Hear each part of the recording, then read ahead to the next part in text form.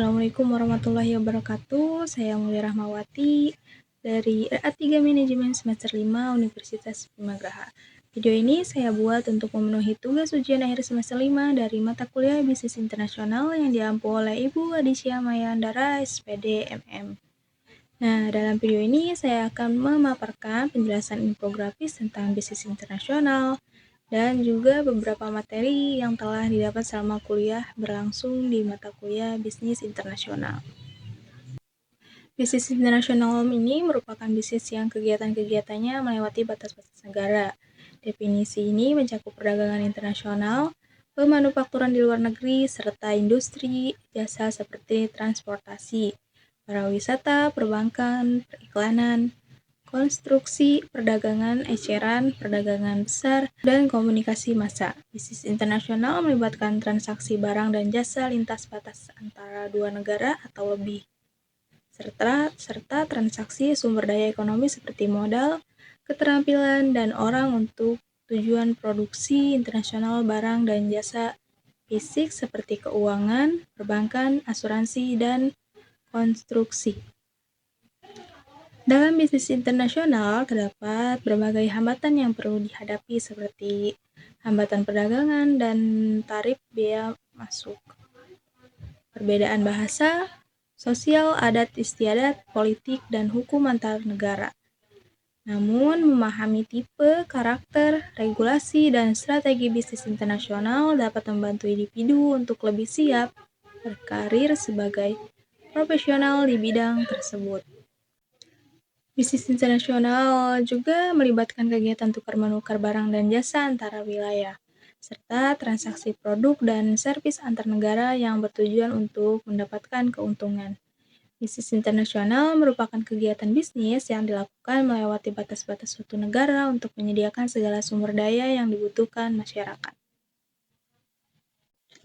Kemudian saya akan membahas kembali materi yang didapat selama kuliah berlangsung, yang diantaranya ada globalisasi dalam bisnis internasional. Nah, globalisasi merupakan suatu peristiwa yang terus berkembang dalam masyarakat dunia.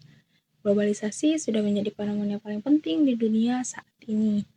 Ada banyak dampak akibat globalisasi ini terhadap bisnis internasional.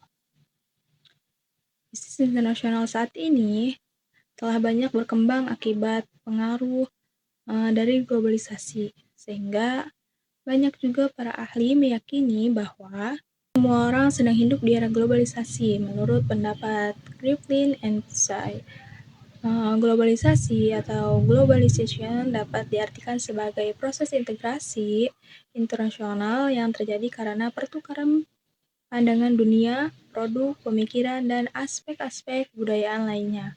Peran globalisasi dalam bisnis internasional yang diantaranya untuk meningkatkan peluang bisnis globalisasi. Kemudian memasuki peran globalisasi dalam bisnis internasional. Yang pertama, meningkatkan peluang bisnis. Globalisasi telah menciptakan pasar yang lebih besar dan lebih luas bagi perusahaan. Untuk beroperasi, perusahaan dapat menjual produk dan jasa mereka ke negara-negara lain. Dan mereka juga dapat memperoleh sumber daya dan tenaga kerja dari negara-negara lain. Yang kedua, meningkatkan persaingan globalisasi. Persaingan di pasar internasional, perusahaan harus bersaing dengan perusahaan dari seluruh dunia untuk memenangkan pangsa pasar. Nah, yang ketiga, untuk meningkatkan inovasi. Globalisasi telah mendorong perusahaan untuk berinovasi untuk tetap kompetitif. Perusahaan harus mengembangkan produk dan jasa baru untuk memenuhi kebutuhan pelanggan di pasar global. Dan yang terakhir, untuk meningkatkan standar hidup. Globalisasi telah membantu meningkatkan standar hidup di seluruh dunia. Perusahaan asing telah menciptakan lapangan kerja dan investasi di negara-negara berkembang, yang telah membantu meningkatkan pendapatan dan kesejahteraan masyarakat. Nah, dengan adanya globalisasi ekonomi dapat mendorong pertumbuhan ekonomi di negara-negara berkembang. Salah satunya adalah di Indonesia. Globalisasi ekonomi memiliki dampak positif yang menguntungkan, tapi sekaligus dampak negatif yang merugikan. Oleh karena itu, setiap negara harus meningkatkan kewaspadaannya demi menghadapi dampak negatif globalisasi ekonomi ini.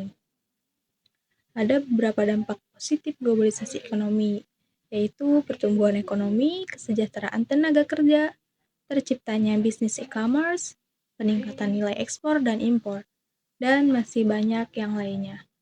Pada saat yang sama, dampak negatifnya yaitu meliputi ketimpangan pendapatan, persaingan tidak sehat, dan ketergantungan pada negara pengimpor. Selanjutnya tentang manajemen pemasaran bisnis internasional. Pengertiannya kegiatan memasarkan barang atau produk keluar suatu negara dengan target pasar-pasar di negara tersebut melalui pertukaran kepuasan bersama baik secara impor atau ekspor barang atau produk. Kemudian unsur-unsur yang berlatar belakangi terjadinya pemasaran internasional ialah yang pertama orientasi manajemen pemasaran internasional, kerangka kerja moneter internasional, lalu sistem perdagangan, perdamaian global, korporasi global, lalu teknologi komunikasi dan transportasi, dan yang terakhir pertumbuhan ekonomi domestik. Untuk strategi pemasaran internasional meliputi ekspor, lisensi, kontrak manufacturing, dan franchise. Jadi, manajemen pemasaran internasional ini merupakan kegiatan memasarkan barang atau produk keluar suatu negara dengan target pasar-pasar di negara tersebut melalui pertukaran kepuasan bersama baik secara impor atau ekspor barang atau produk. Manajemen pemasaran tercipta karena jauhnya pasar dalam negeri, perkembangan ekonomi, dan adanya hubungan diplomatik terdapat konsep yang diimplementasikan dan dikembangkan sebagai bagian dari fungsi manajemen pemasaran internasional. Nah, sekian yang dapat saya sampaikan. Kurang lebihnya saya mohon maaf. Terima kasih sudah mendengarkan apa yang saya paparkan dari awal hingga akhir. Assalamualaikum warahmatullahi wabarakatuh.